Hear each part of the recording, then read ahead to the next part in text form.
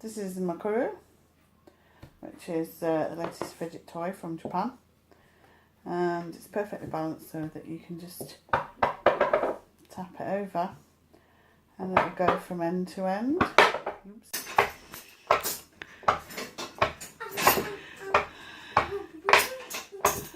You are pretty good at that.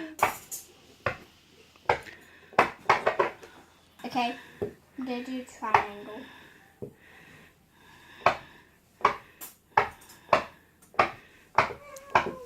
See? Good concentration. Well done, mate.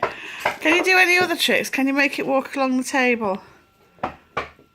Oh, yeah, you can. And can you catch it? I can. That's the next trick to learn, isn't it? And then you can do a trick where you roll it over your hand. Can you do that? No. Go on, give it a bash. Okay.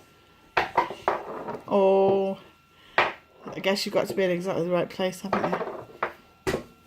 Do you think MOKURU is easy or hard? Hard. Very hard. Yeah? And what do you reckon to it as a fidget toy?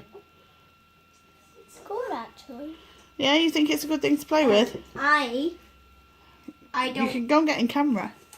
I don't actually think it's really a good fidget toy. Don't Because fidget toys are so that you can concentrate on your work in class. Whereas this makes a lot of noise and it's not really easy to concentrate with all the noise.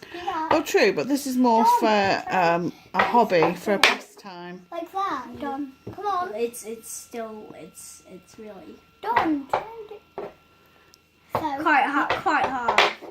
That's the first time I've ever done it. Yeah, that is the first time you've ever done it, but you did it.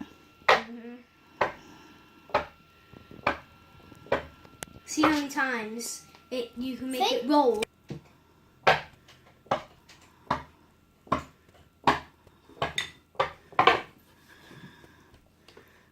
You like it? Yes, it's very good.